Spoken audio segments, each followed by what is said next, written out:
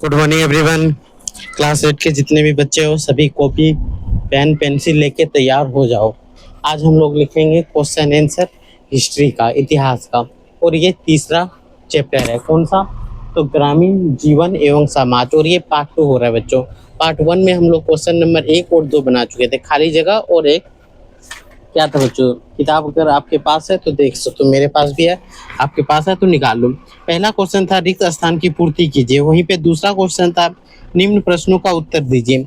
और उसके बाद जो क्वेश्चन आता है बच्चों वो आइए चर्चा करें। आइए चर्चा करें में टोटल 9 क्वेश्चन है। इसमें से हम लोग क्वेश्चन नंबर 3 से शुरू करेंगे और 9 नंबर तक आज कंप्लीट कर लेंगे। अगर आपको पसंद आएगा तो ही लाइक और सब्सक्राइब करना है, अगर नहीं आए तो नहीं करना है। तो सबसे पहले आप एक कॉपी निकालें और पेंसिल निकाल लें और लिखना स्टार्ट करें मेरे साथ। ठीक है, तो चलो हम लोग शुरू करते हैं। तो पहला क्वेश्चन देखो बच्चों क्या है। क्वेश्चन नंबर 3, नील की खेती के प्रति कंपनी की दिलचस्पी क्यों बढ़ी? क्यों बढ़ी बच्चों, इसका क्या कारण है, यही लिखना है। तो देखो लिखेंगे कि भारतीय नील बहुत ही चमकदार था, बहुत ही चमकदार वह रंगीन होता था, वह रंगीन होता था जिसका क्या लिखेंगे बच्चों, जिसका मांग यूरोपीय बाजार में बहुत अधिक था, जिसका मांग यूरोपीय बाजार में यूरोपीय बाजार में बहुत अधिक था, बहुत अधिक था। जिस कारण, यहाँ पे बड़ा बड़ा आंसर लिखेंगे बच्चों, छोटा नहीं, जिस बहुत अधिक था, जिस कारण ईस्ट इंडिया कंपनी को शॉर्ट में लिख ले, ऐसे लिख लेते ईस्ट इंडिया कंपनी। बड़ा बड़ा लिख रहे हैं कि आपको अच्छे से दिखाई दे। इसको शॉर्ट में बोल सकते हैं बच्चों EIC, ईस्ट इंडिया कंपनी। जिस कारण ईस्ट इंडिया कंपनी नील की खेती, नील के द्वारा अधिक आय अधिक आय अर्जित करना चाहता था, अर्जित करना चाहता था, चाहता था। यही कारण है कि भारतीय नील जो थे बच्चों बहुत ही चमकदार एवं रंगीन होता था, जिसका मांग यूरोपीय बाजार में बहुत अधिक था, जिस कारण ईस्ट इंडिया कंपनी नील के द्वारा अधिक आय अर्जित करना चाहता था ताकि वह सैनिक खर्च की पूर्ति कर सके, सैनिक खर्च वह कंपनी का अच्छे से संचालन कर सके, कंपनी का अच्छा से संचालन कर सके, संचालन कर सके। इन कारणों से यहाँ शॉर्ट में लिख दिए, ईस्ट इंडिया कंपनी नील की खेती पर अधिक ध्यान देते थे, नील की खेती पर अधिक ध्यान देते थे। यही पॉइंट आपको लिखना है। यही कारण है बच्चों कि ईस्ट इंडिया कंपनी ज़्यादा ध्यान देता था नील की खेती पर। ऐसे ही अगर आप पॉइंट वाइज पॉइंट या इस प्रकार लिखोगे तो मार्क्स आएगा। और यहाँ से देखो कॉन्सेप्ट बहुत ज़्यादा समझ में आएगा, क्योंकि सैनिक खर्च के लिए किया जाता था। दूसरा बच्चों यहाँ पे चमकदार होता था, महंगा होता था, कपड़ों में अधिक उपयोग किया जाता था। ये सारे कारण है। ऑब्जेक्टिव में अगर कहीं भी दिख जाए तो आप आराम आराम से बना लोगे। यहाँ कंपनी का फुल फॉर्म क्या होगा, ईस्ट इंडिया कंपनी। क्या होगा, ईस्ट इंडिया कंपनी। अगला आते क्वेश्चन नंबर 4, अंग्रेजों ने कृषि में सुधार की आवश्यकता क्यों महसूस किया? क्यों महसूस किया बच्चों? तो देखो इसके कारण हम लोग पॉइंट वाइज लिख लेते हैं कि बंगाल में ईस्ट इंडिया कंपनी के शासनकाल में, ईस्ट इंडिया तो बड़ा बड़ा दिख रहा है आज क्लियर? कमेंट बॉक्स में बताना है, अगर क्लियर दिख रहा है तो बोलना है यस। बंगाल में ईस्ट इंडिया कंपनी की शासनकाल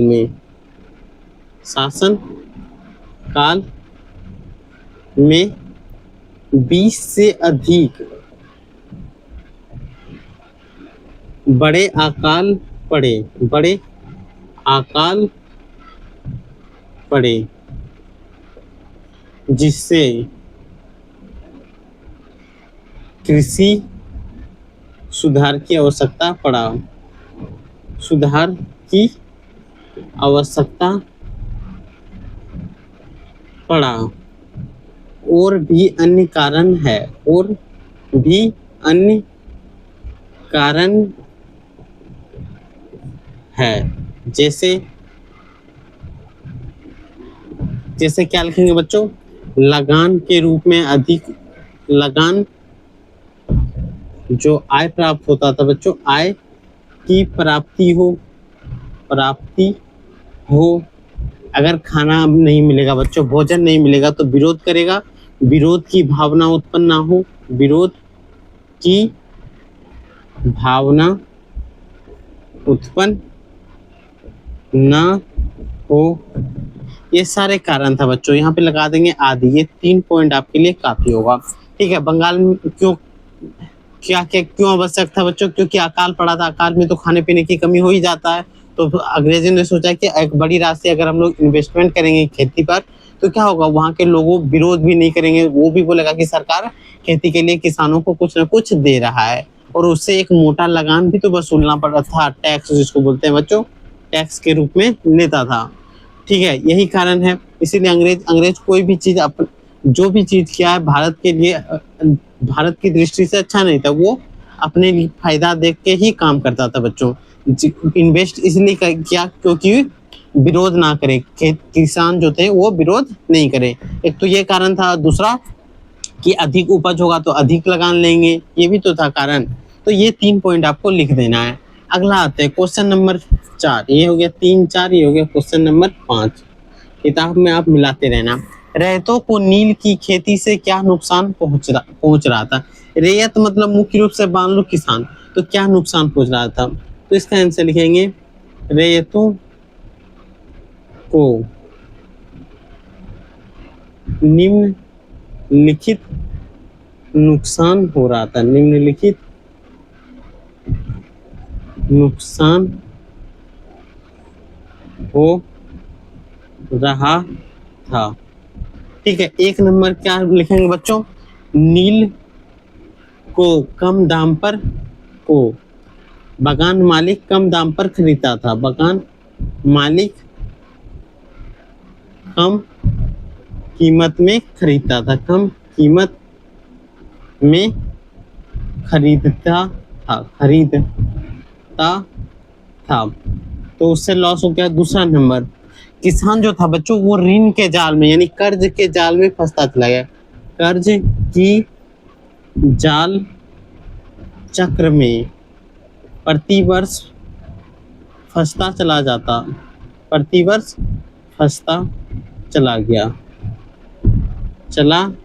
गया। ठीक है, तीसरी पॉइंट बच्चों, अगर नील की खेती जो होता था 25% भूमि पे किया जाता था, जैसे कि कृषि फसल या घर चलाने के लिए गेहूं चावल दावल ये सारे फसल क्या होता था, नहीं होता था उत्पादन, फसलों का उत्पादन में कमी आ गया, यानी कि फसलों का उत्पादन कौन सा फसल बच्चों, तो जैसे हो गया चावल यानी कि धान, गेहूं आदि का नुकसान होता था। अगर चौथा पॉइंट लिखे तो बच्चों यहाँ पे चौथा पॉइंट हम लोग क्या लिख सकते हैं कि नील की खेती से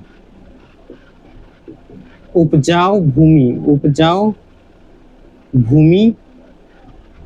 भी बंजर होने लगता था, या कम उपजाऊ होने लगता था, या कम उपजाऊ होने लगा बच्चों, क्योंकि इसका जड़ें नीचे तक जाता था, जैसे ये मिट्टी है इसका जड़ें नीचे तक जाता था नील का, और नीचे के जितने भी उर्वरक था सबको शोषित कर लेता था, उसके बाद ये उगता था। इस कारण क्या हुआ, खेत भी बंजर होने लगा बच्चों। ये पॉइंट आपको लिखना है। एक बार साइड हो जाते हैं, आप एक बार स्क्रीनशॉट ले लो फट से, उसके बाद हम लोग आगे बढ़ते हैं। आज तो क्लियर दिख रहा है, थोड़ा बड़ा बड़ा भी लिखे हैं बच्चों ताकि कोई भी दिक्कत ना हो।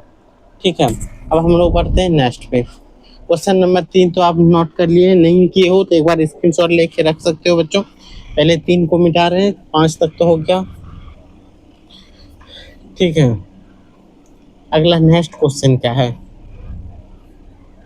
नेक्स्ट क्वेश्चन बच्चों क्या है, देखो क्वेश्चन नंबर 5 हो गया। अब हो जाते हैं 6 पर। क्वेश्चन नंबर 6 बच्चों, अस्थाई बंदोबस्त के प्रमुख प्रावधान क्या थे? अस्थाई बंदोबस्त बंदोबस्त के मुख्य प्रावधान क्या थे? मुख्य प्रावधान, मुख्य प्रावधान क्या थे? यही है, चलो इसको देखते हैं। अस्थाई बंदोबस्त को बच्चों क्या बोलते हैं? अस्थाई बंदोबस्त को बोलते हैं परमानेंट सेटलमेंट। इसका मुख्य प्रावधान क्या था? तो आंसर लिखेंगे, इसका मुख्य प्रावधान इस प्रकार था। मुख्य प्रावधान इस प्रकार से है। मात्र 3 या 4 लिख देंगे बच्चों, काम तमाम हो जाएगा। पहला प्रावधान हम लोग बोल सकते हैं कि किसान को जमींदार के ऊपर निर्भर कर दिया, ऊपर निर्भर कर दिया। पहला प्रावधान यही क्या कि जितना भी जमीन था किसानों से छीन के जमींदार को दे दिया, इसमें तुम उपजाओ, टैक्स लो, सारे काम करो, फिर हमको भी दे देना। ये दूसरा नंबर क्या हुआ बच्चों? जमींदार द्वारा जमींदार जमींदारी क्या हुआ बच्चों? जमींदारी लिखें। जमींदारी की नीलामी की व्यवस्था किया गया। नीलामी की व्यवस्था इसमें क्या होता था बच्चों? अगर कोई जमींदार अगर निश्चित समय के अंदर अगर नहीं पहुंचाता था अपना लगान, किसको? ईस्ट इंडिया कंपनी को, तो उस जमींदारी को छीन करके दूसरे के ऊपर नीलामी कर देता था, दूसरा खरीद लेता था। जैसे जमींदारों की भी इज्जत हानि होता था, किसी का खेत छीन के दूसरे को दे देना, क्या होता है? इज्जत का हानि होता है कि नहीं? वो सारी चीज यहाँ पे दिखता था। जमींदारों की नीलामी की व्यवस्था शुरू कर दिया। ठीक है, जिससे जमींदार भी नाखुश हो गया बच्चों। तीसरा पॉइंट लिख सकते हैं कि लगान की रकम जो था बच्चों वो अस्थाई था। क्या था? अस्थाई था। लगान का रकम जो था अस्थाई था, यानी 50% है तो 50% रहेगा, ना कि 60% होगा। तो ये कारण थे। तो यही 3 प्रावधान आपको लिखना है, और तीनों प्रावधान इंपॉर्टेंट है बच्चों। यहाँ पे ये इंपॉर्टेंट हो जाता है तो इसको टिक मार लेना। ऑब्जेक्टिव में आ सकता है। इसको कौन लागू किया था एक बार कमेंट बॉक्स में जरूर बता दो। पहला ही पार्ट में बताए हैं कि देखिए, तो अस्थाई बंदोबस्त कौन लागू किया था, तो फटाफट एक बार कमेंट में बताओ। ठीक है, चलो हम लोग आगे बढ़ते हैं। क्वेश्चन नंबर 6 तो हो गया। अब हम लोग चलते हैं क्वेश्चन नंबर 7 पे। अगर ये नोट नहीं किए हो तो कोई बात नहीं, पीछे जाके आप स्क्रीनशॉट लेके लिख सकते हो। क्वेश्चन नंबर 7 क्या है? क्वेश्चन नंबर 7 बच्चों क्या है? सिंपल देखो, इसका ढक्कन कहाँ चला गया। क्वेश्चन नंबर 7 है बच्चों, महलवाड़ी व्यवस्था में खेती कैसे होती थी? महलवाड़ी व्यवस्था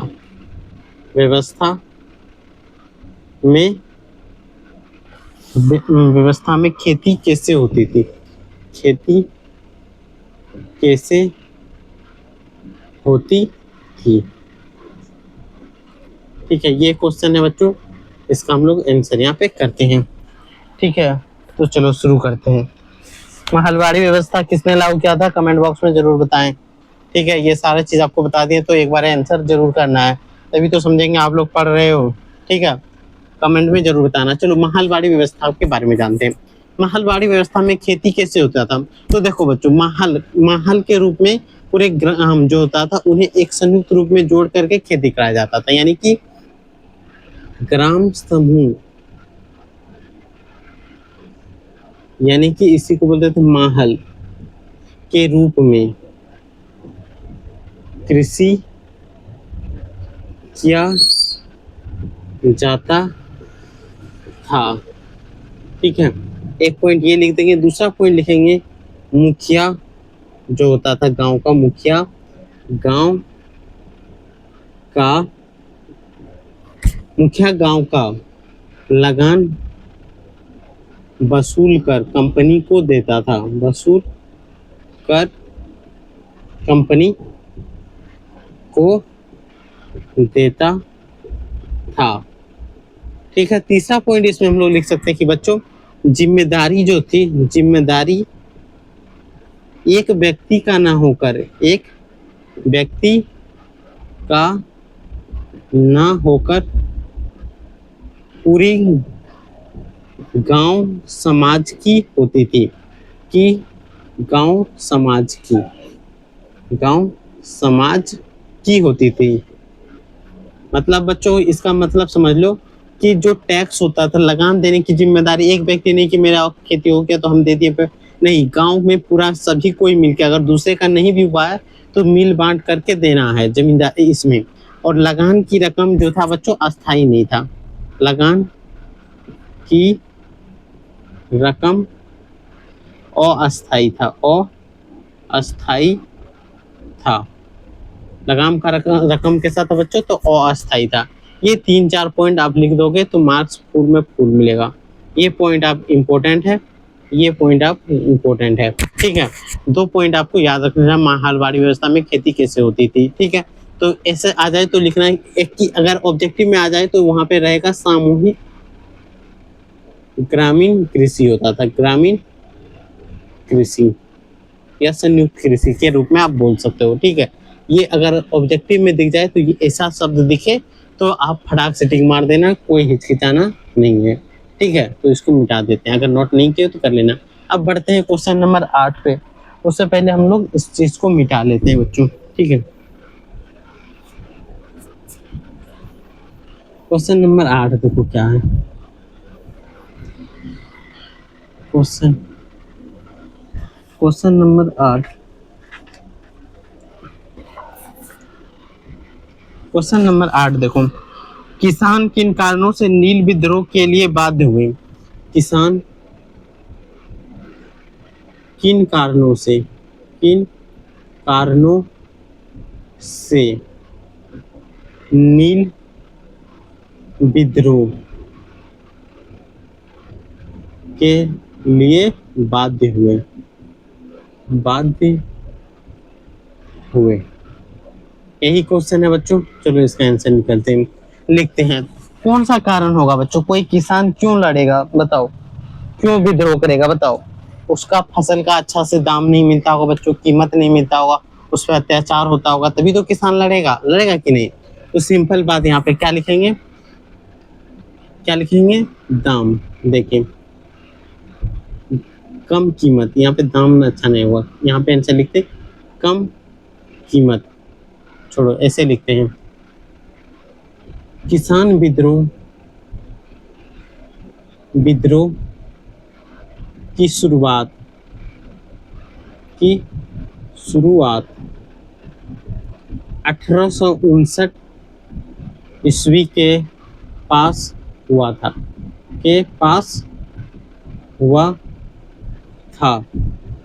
इसके पीछे निम्न कारण थे, पीछे निम्न कारण थे।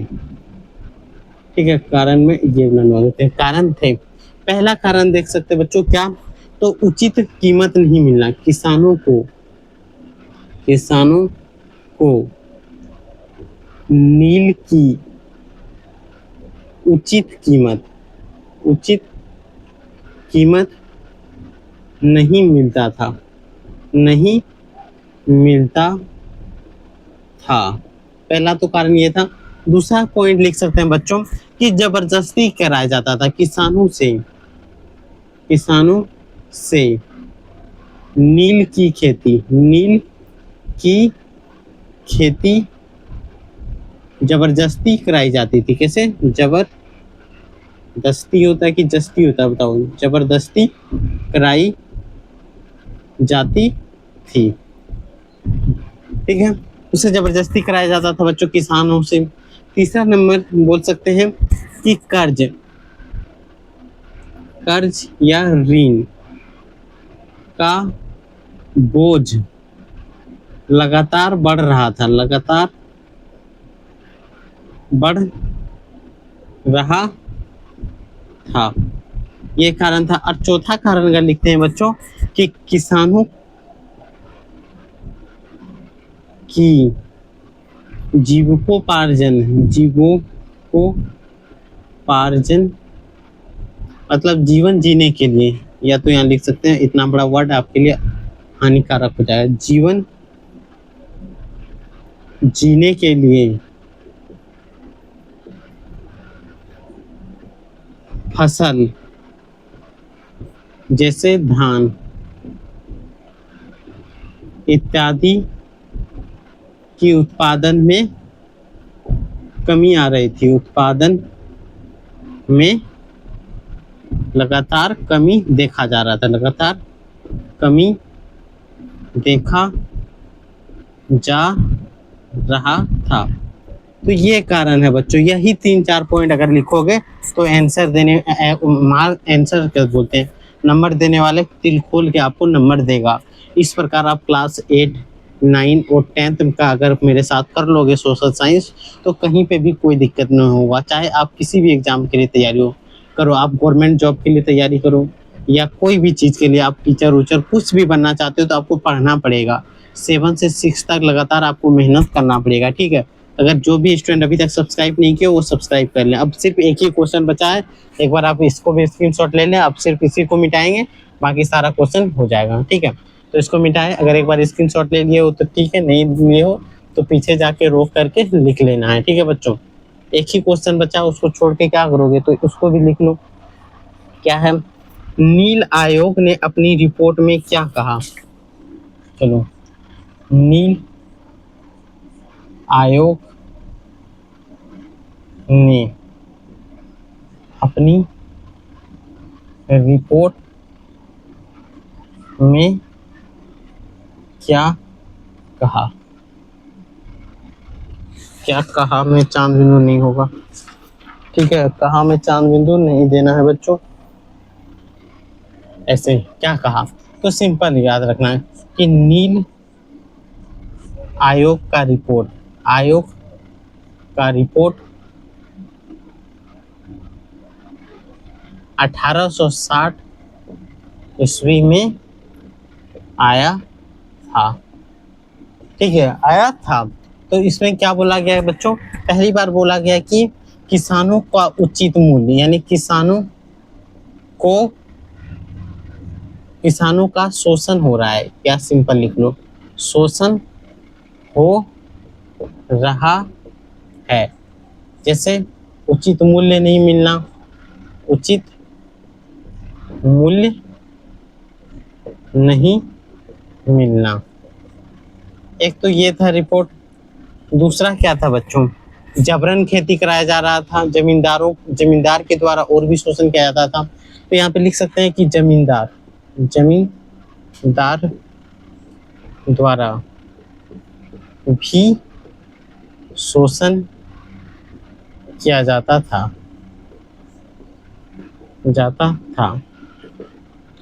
तीसरा पॉइंट इसमें बोला गया बच्चों, वर्तमान अनुबंध जो है, वर्तमान अनुबंध जो नील के लेकर था, अनुबंध को बंद कर दिया जाए।